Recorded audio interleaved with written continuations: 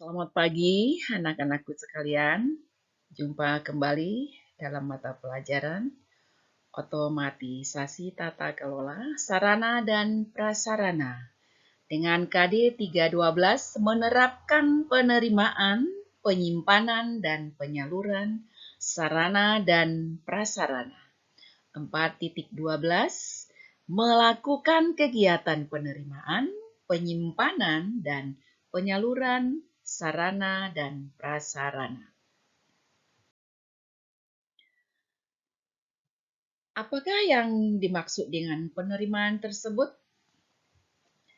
Penerimaan adalah menerima secara fisik barang dari pabrik, prinsipal, atau distributor yang disesuaikan dengan dokumen pemesanan dan pengiriman dan dalam kondisi yang sesuai dengan persyaratan penanganan barang tersebut.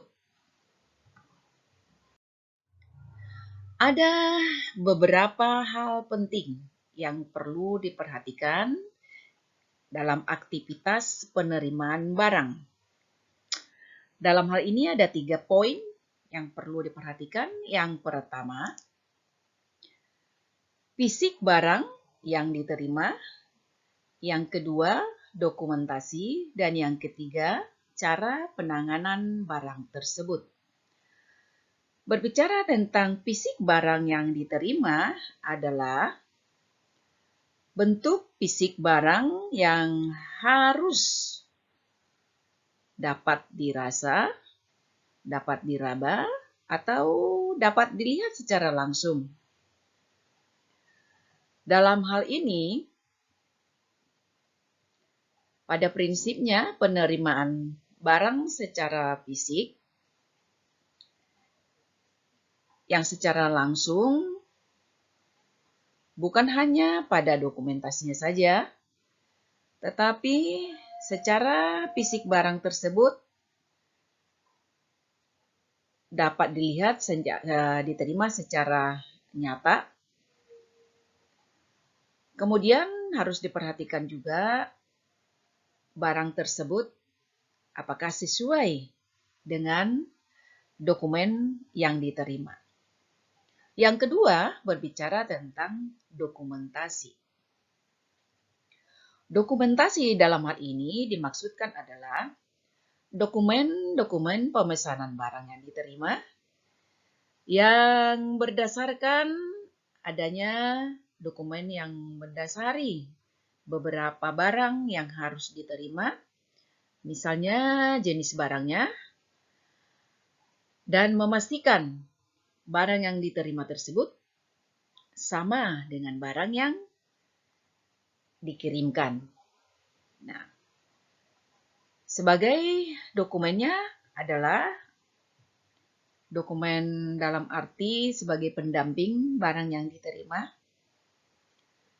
dan dicocokkan dengan barang yang dikirimkan tersebut.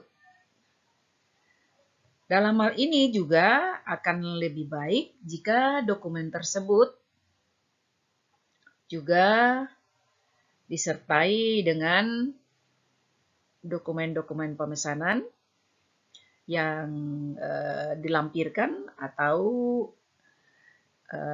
pemesanan atau PO, purchase order dilampirkan juga.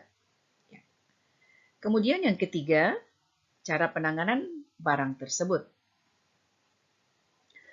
Berbicara tentang penanganan barang, tentunya ini lebih spesifik lagi. Penanganan barang tersebut ini harus memerlukan perhatian khusus. Dalam kondisi barang tersebut harus juga diperhatikan apakah perlu penanganan secara khusus atau perlu dipersiapkan pada barang-barang yang diterima. Bila perlu pada suhu atau temperatur yang khusus, yang perlu penanganan secara khusus, dikarenakan barang-barang yang penanganan secara khusus perlu mendapat perhatian pada barang-barang yang memang perlu penanganan secara khusus. Artinya perlu ditangani mungkin dengan suhu tertentu atau mungkin dengan kadaluarsanya perlu diperhatikan. Kemudian maksimal barang tersebut dapat ditumpuk atau dalam susunan barang tersebut perlu diperhatikan. Perlu juga diperhatikan dalam pemahaman aturan dalam keselamatan kerjanya.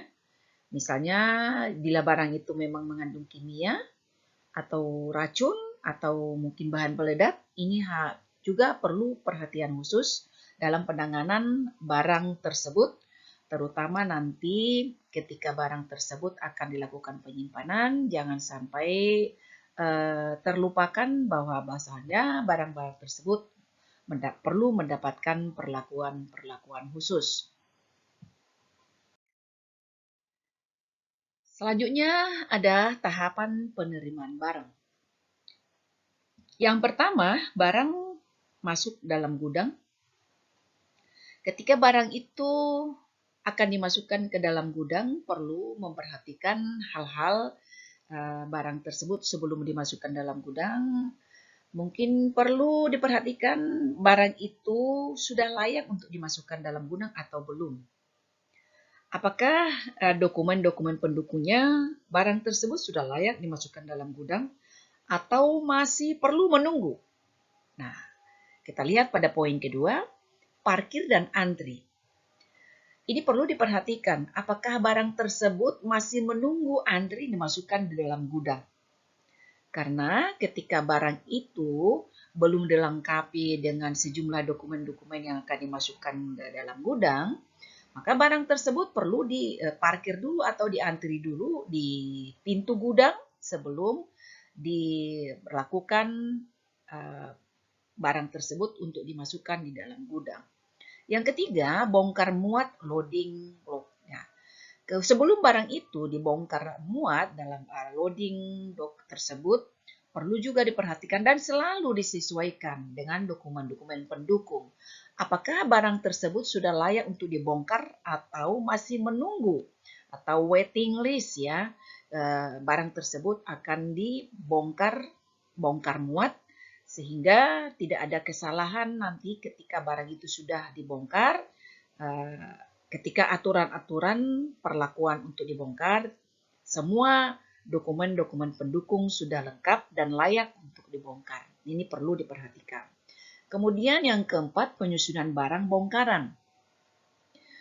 Penyusunan barang ketika bongkar muat dari barang tersebut perlu diperhatikan penyusunannya secara baik. Ketika menyusun barang tersebut perlu diperhatikan bentuk dan kondisi barang tersebut. Apakah barang tersebut boleh disusun bertingkat? Apakah barang tersebut harus disusun secara berderet ataukah barang tersebut bisa ditumpuk sedemikian rupa? Ini perlu perhatian khusus. Ketika barang itu memang harus diperlakukan secara khusus, maka penyusunan barang tersebut harus penuh kehati-hatian. Tidak selalu barang tersebut bisa ditumpuk. Melihat kondisi barang tersebut memang perlu penanganan secara khusus. Yang kelima, pengecekan barang PS dokumen. Ketika barang itu diterima, tentu harus kembali kepada dokumen-dokumen pendukung. Apakah sudah disesuaikan pengecekan tersebut? Sudah mungkin diberikan checklist pada dokumen layak barang tersebut untuk diterima. Bila itu semua sudah diberikan checklist dan layak untuk dimasukkan di dalam gudang, ini seharusnya tidak perlu lagi pengecekan lebih dalam lagi karena sudah ada checklist pada dokumen-dokumen tersebut. Artinya barang tersebut sudah dicek sebelum masuk kepada gudang tersebut. Yang keenam, pemasukan data ke dalam sistem.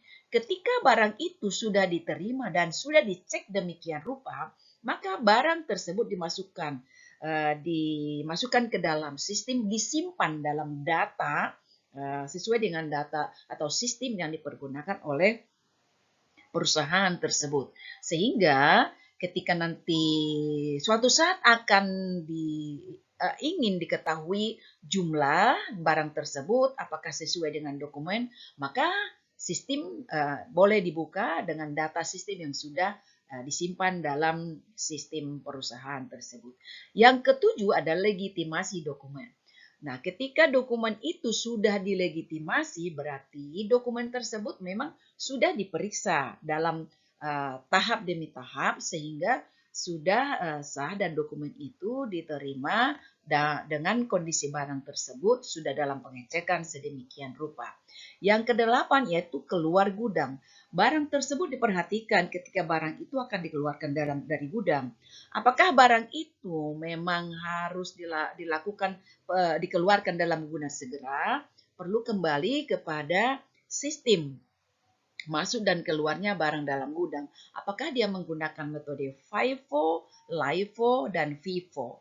Ketika barang itu menggunakan FIFO, yaitu first in, first out, maka barang yang pertama masuk, sebaiknya barang dikeluarkan terlebih dahulu. Sedangkan LIFO, barang yang terakhir masuk, sebaiknya dikeluarkan lebih duluan keluar. Kemudian FIFO tersebut harus diperhitungkan tanggal kadaluarsa daripada barang tersebut. Perlu diperhitungkan sedemikian rupa, artinya barang jangan sampai disimpan dalam gudang, padahal barang tersebut sudah dalam menunggu tanggal kadaluarsa tersebut, sehingga tidak melakukan kesalahan dan terjadinya mungkin kadaluarsa barang tersebut bisa terjadi pembusukan atau tidak bisa digunakan. Hal ini tetap harus diperhatikan dan diantisipasi.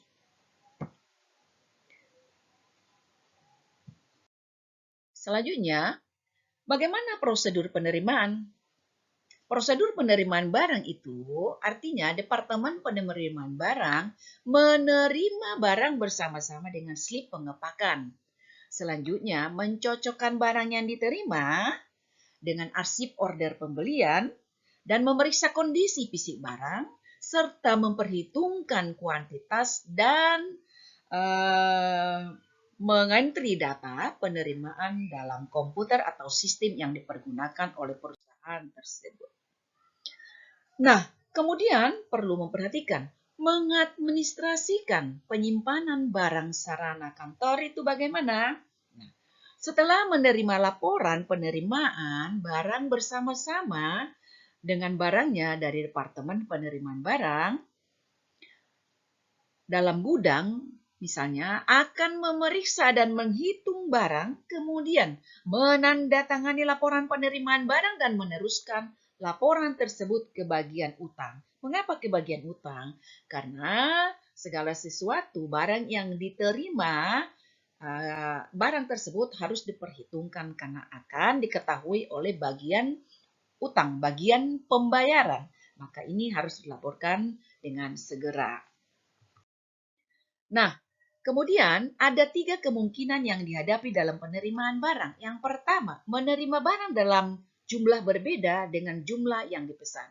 Mengapa terjadi sedemikian? Nah, ketika barang yang diterima berbeda jumlahnya dengan yang dipesan, maka ini perlu ada kehati-hatian. Nah, tentunya kembali kepada dokumen yang sudah diterima.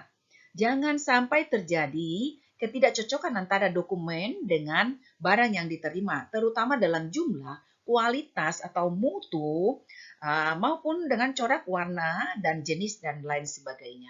Ini harus benar-benar diperhatikan ketika menerima barang tersebut sesuai dan dicocokkan.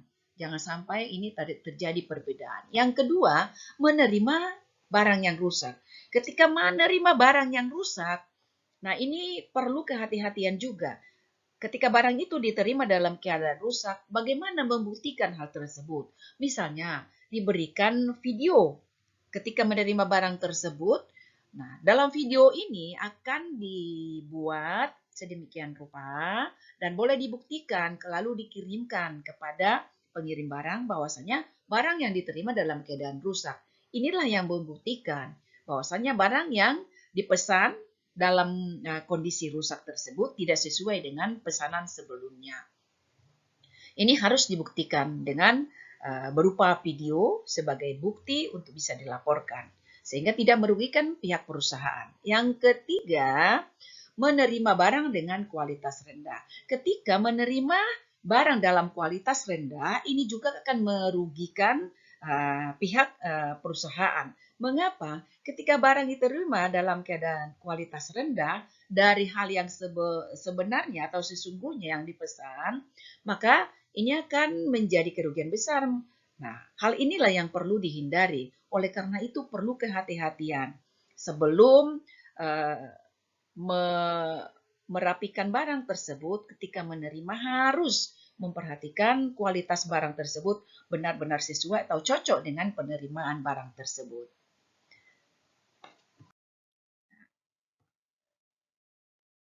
Selanjutnya, berbicara tentang pemasok. Nah, di sini ada berbicara tentang pemasok. Apa sih yang dimaksud dengan pemasok tersebut?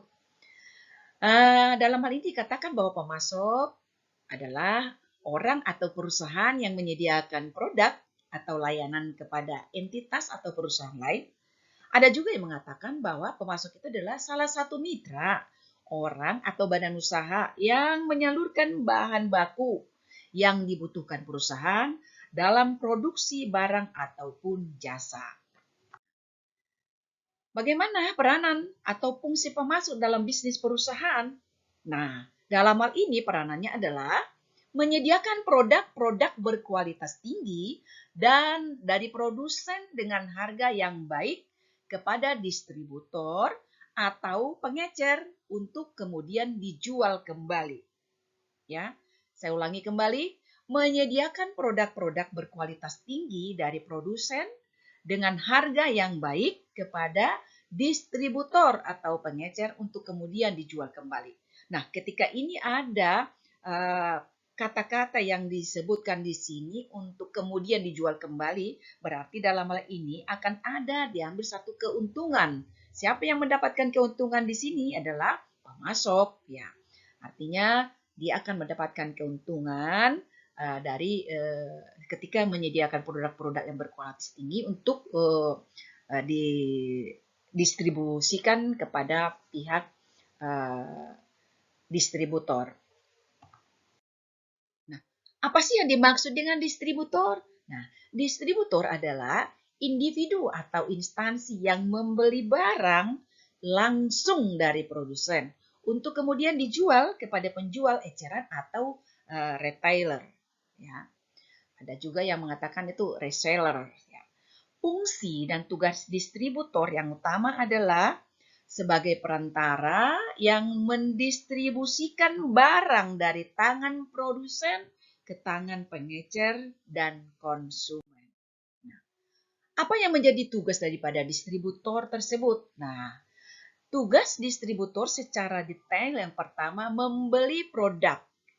Nah, ketika distributor membelikan produk, artinya dalam hal ini produk yang dibelikan itu sudah dipertimbangkan dalam kualitas yang terbaik untuk bisa didistribusikan atau disalurkan kepada konsumen. Yang kedua, menyimpan produk. Menyimpan produk dalam hal ini distributor harus menjaga artinya etika dalam distribusi barang tersebut. Barang tersebut tidak boleh menyimpan secara berlebihan. Artinya tidak menahan barang di gudang sehingga di pasaran menjadi kosong gitu. Artinya ini menumpuk barang tersebut dalam gudang. Karena ini akan bisa mengakibatkan di pasaran akan menjadi kekurangan barang tersebut. Yang ketiga, menjual produk. Nah, distributor dalam hal ini berhak untuk menjual produk-produk yang berkualitas tinggi dan tentu mendapatkan keuntungan yang diperoleh dari hasil penjualan produk tersebut. Yang keempat, mengangkut produk. Mengangkut produk ini adalah menjadi tugas distributor. Mengangkut produk ini dari pihak produsen kepada konsumen. Ini harus diperhitungkan. ketika mengangkut produk ini dalam keadaan baik, juga barang tersebut tiba di pihak konsumen juga barang dalam keadaan baik dan juga dalam kemasan yang diterima dalam keadaan baik dan kondisi barang tersebut harus tetap terjamin. Yang kelima ada klasifikasi produk. Ketika barang tersebut akan didistribusikan, maka sebaiknya produk-produk itu sudah diklasifikasikan sesuai dengan bentuk, jenis, kualitasnya, jumlahnya, mereknya, dan lain sebagainya. Sehingga ketika barang itu didistribusikan, tidak lagi ada barang itu yang ketukar. Nah, misalnya dalam satu lusin barang itu atau dalam satu kodi barang akan dipertimbangkan isi dari dalam satu lusin tersebut, isi 12, katakan pengklasifikasiannya size-nya M3, L3, kemudian S3, M3, L3, XL3. Nah, sehingga terdiri daripada 12 dalam satu lusin kemasan tersebut, barang itu sudah disusun sedemikian rupa dalam klasifikasi, mungkin dalam bentuk dan warna yang berbeda dengan size yang berbeda. Keenam, informasi produk.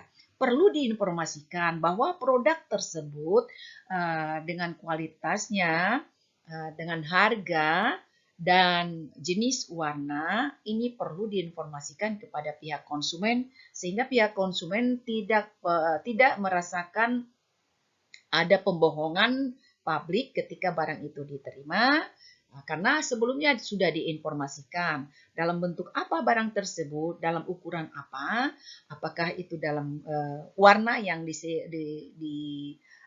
sesuai dengan selera daripada konsumen, boleh dipilihkan. Inilah informasi harus jelas dan secara detail. Kemudian yang ketujuh, promosi produk. Promosi produk ini sangat penting. Dalam promosi produk, distributor jangan pernah merasakan hanya memikirkan keuntungan semata, tetapi perlu memberikan hadiah walaupun dalam bentuk kecil. Hadiah itu dalam bentuk promosi diberikan kepada konsumen. Misalnya dalam kondisi Lebaran, Tahun Baru, atau Imlek, ketika barang itu diberikan kepada konsumen, konsumen merasakan bahwasannya ada perhatian khusus dari distributor mendapatkan hadiah walaupun sekecil apapun atau memberikan diskon ketika barang itu atau konsumen itu menjadi langganannya sehingga ke depan konsumennya itu menjadi pelanggan tetap. Karena apa? Karena merasa dihargai, karena merasa mendapatkan satu keuntungan walaupun sekecil apapun. Mari perhatikan promosi dalam produk, memberikan keuntungan memberikan perhatian kepada konsumennya. Selanjutnya berbicara tentang supplier. Supplier berasal dari kata supply yang artinya persediaan atau stok. Nah, supplier adalah individu atau perusahaan yang menyediakan sumber daya atau bahan baku mentah dan kemudian dijual untuk diolah dan dijadikan barang siap untuk dijual. Nah, barang yang dimiliki supplier adalah berupa bahan-bahan baku mentah seperti sayur, kapas, daging ayam, daging sapi, sawit, dan lain-lain sebagainya. Bisa juga berupa bahan baku tersebut merupakan barang setengah jadi seperti plastik, keju, kertas, dan lain sebagainya. Nah, kemudian apa menjadi fungsi dan tugas supplier tersebut? Tugas dan fungsi supplier adalah yang pertama, memastikan ketersediaan bahan baku yang akan digunakan oleh pihak individu atau perusahaan yang membutuhkannya. Yang kedua, memastikan bahan baku yang dipasok masih dalam kondisi prima ketika diterima oleh individu atau perusahaan tersebut. Yang ketiga, bertanggung jawab untuk penyimpanan bahan baku sebaik mungkin sebelum dikirim kepada pihak atau individu atau kepada perusahaan yang membutuhkannya. Yang keempat, bertanggung jawab mengirimkan bahan baku dengan tepat waktu. Terima kasih atas perhatian. Demikian materi KD 312 ini tentang menerapkan penerimaan, penyimpanan, dan penyaluran barang, sarana, dan prasarana ini untuk bisa kita perhatikan. Semoga bermanfaat. Terima kasih dan selamat pagi.